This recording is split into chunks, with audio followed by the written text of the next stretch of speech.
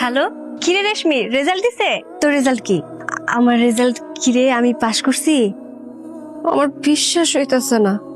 ঠিক আছে, আমি রাখি। নুরি, এই নুরি, তোর না আজকে রেজাল্ট দিব, খবর কি? কোন খবর পাইছস? তোর কলেজের কিছু পোলা পাই রেজাল্টের খুশিতে নাচতে নাচতে বাড়িতে যাইতেছে। তখন আমার মনে পড়ছে আজকে তো আমার ছোট বোনের রেজাল্ট দিব।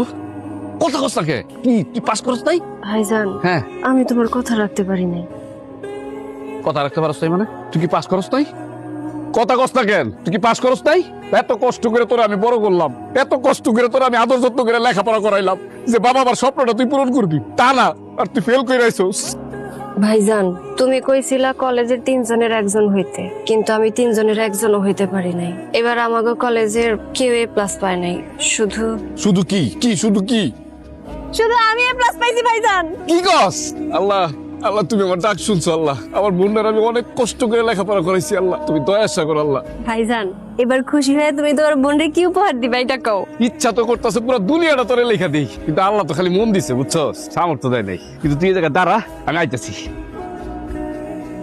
ভাইজান, এই টাকাগুলো তোর, এই টাকাগুলো আমি তোর জন্য জমাইছিলাম। তোর এই টাকা দিয়া যা যা কিনতে মন চায় তুই কিনবি। ভাইজান, এতগুলো টাকা আমার? এই যে আমাকে বাড়ি ঘর, ক্ষেত খামার, এগুলো কার? এগুলো কি আমার? এগুলো কিচ্ছু আমার না। তোর নিয়ে আমার অনেক বড় স্বপ্ন, আর এই একটা একটা করে সব স্বপ্ন এবার আমি পূরণ করবো। ভাইজান, সারাটা জীবন তুমি তোমার বোনরে এই বুকে আশ্রয় দিও। তোমার ভালোবাসার বিনিময়ে যেন আমি আমাকে মা বাবার স্বপ্ন পূরণ করতে পারি। আর তবে ভাইজান, এই টাকা কিন্তু আমি নিতে পারবো না। পাত্র যদি ভালো হয় তাহলে আমার কোনো আপত্তি নাই। ঠিক আছে, আপনি দেখেন, তারপর আমার জানান।